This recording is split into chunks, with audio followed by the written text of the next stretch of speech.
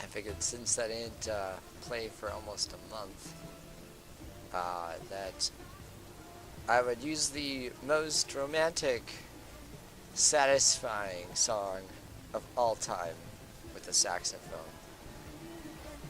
and play from there.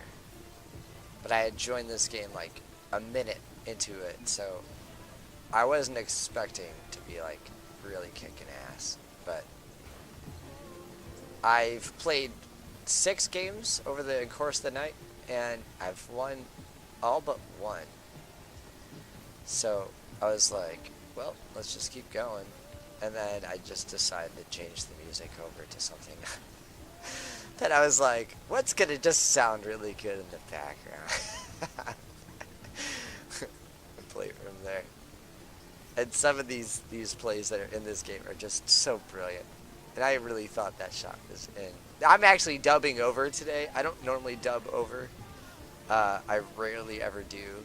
And if I do, it's only for short times. But I'm like, screw it. Today is going to be one of those days. Because this turned out to be too good.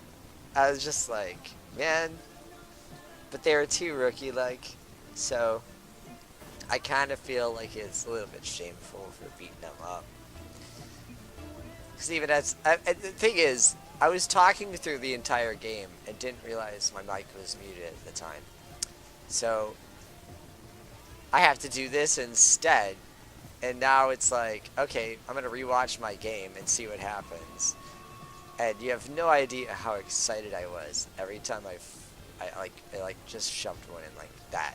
It's just, in this point, he was like, oh no. And then I saw him boost to go for it, and I was like, oh, he didn't expect.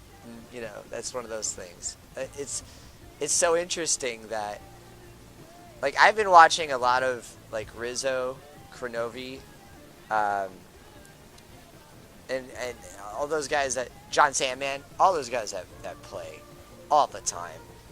And man, when you watch them play, they teach you so much, A, and B, on top of it. You learn positioning like hardcore. If you're new to the game and you want to learn how to like really like get to be a better player, A, you got to work on your air game. You have to. B, you got to be able to touch a ball when you need to, right? And C, watch the good players play. And let me tell you what, you'll learn everything you know about positioning. I should have had that shot. I was so disappointed in myself. And you'll learn basically everything you have to know. Now, some of the things that will help you are going to be air drill trainings. That's 100%, no question. You have to do those trainings. And if you can't get them all, that's fine, because you're going to learn a whole lot of them through like actual playing games and stuff. But it's going to teach you a lot of the basics, which you really got to get down. Like, because if you want to get into even like some Bronze League, like high level, you got to start doing those air games, because air training is a top priority. And then giving your guys space is also a big deal.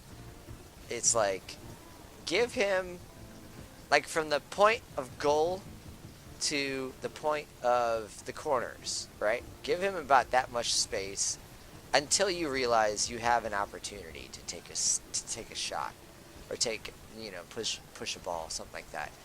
And then pay attention to your enemies and switch between ball cam and regular. And then listen for where your buddies are, because that's going to be a big changer too. You don't think about that when you're really playing, but all of a sudden it's like, I've played so many games where all of a sudden I hear my buddy come next to me or beside me, and then here he is, like, oh geez, and I go shoot to the right or shoot to the left, and there he goes flying past me with his boost on. Get to know your teammates' boost trails. That's a big deal too, because it'll teach you so much. Like, you'll hear him be like, oh, I know where he's at all the time, because he's always like pressing on it. And by the way, learn some boost control. A lot of you guys burn that stuff so easily, so fast, and it's meant to be for like exceptional, like periods of time where you need to use it. Wall stuff, air stuff. You don't necessarily need to be going as fast as possible all the time. And you'll find if you're going as fast as possible all the time that you don't really necessarily have the control over a ball like you want to. Sometimes you want it to be slow. Sometimes you just want to drop off the side of your car. Sometimes, you want to be able to stop it, annoy the person you're in front of, like, because he wants to get to the ball too. And if you just stop it for a second, knock it to the side, because he's going a million miles per hour, things like that, is that he's not going to have control. And then you are in the end. And what's going to happen? A shot, right? On the goal. So it's not always the best thing to go as fast as you can. So, I mean, these are just Tommy's tips for Rocket League, but I wouldn't be doing this today if the microphone wasn't plugged in during the game. Anyways, we obviously kicked their butt.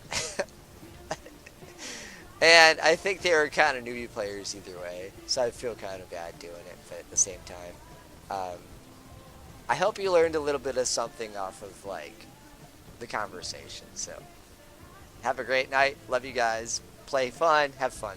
See you guys.